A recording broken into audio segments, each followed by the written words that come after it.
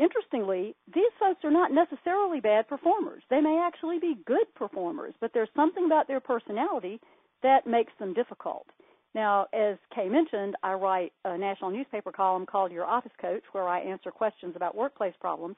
And as we go through the webinar today, we're going to use some of the emails that I get, the questions that I get for that column as examples. So let's look at one that's a pretty good example of a challenging employee. Dear Office Coach, a woman in our office seems to have excessive chaos, turmoil, and emotional upset in her life. She insists on bringing her personal difficulties to work and sharing them. Even though we're not friends, she'll come into my office, close the door, and launch into her problem of the day. This interrupts my work and makes me uncomfortable.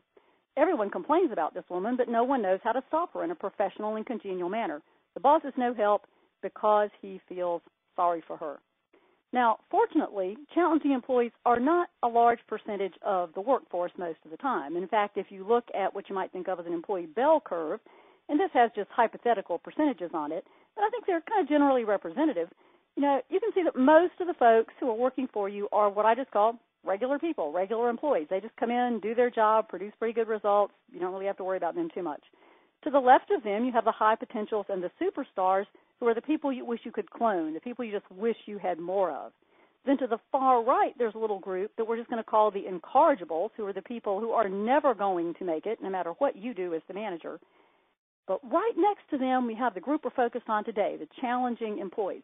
They're the people who aren't bad enough to fire, but they are definitely bad enough to be a problem. And one of the problems is that they suck up a lot of your time and energy. If you think about it, if you have challenging employees, probably a lot of your time and energy goes to dealing with them, much more so than the other folks. Now, if you're not sure whether you have any challenging employees, here are some clues that you might. One is you spend a lot of time thinking about them. They tend to just worm their way into your brain. You can't get them off their mind. And when you see them show up in your door, you start to feel tense. You get that sinking feeling in your stomach or your shoulders tighten up like, oh, my God, what now?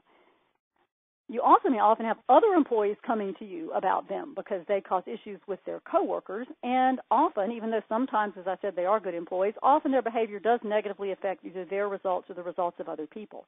They also affect you emotionally. Managers often just feel angry or irritated with these people, even if they try not to. They can just be annoying. And finally, managers often feel helpless and hopeless about changing the situation. But we're going to talk about some ways today that you can make it better. Before we start to do that, though, I'd like for you to think a little bit about some of your own reactions to various kinds of employees, because different managers are bothered by different kinds of people, and it's fairly important to know which ones bother you.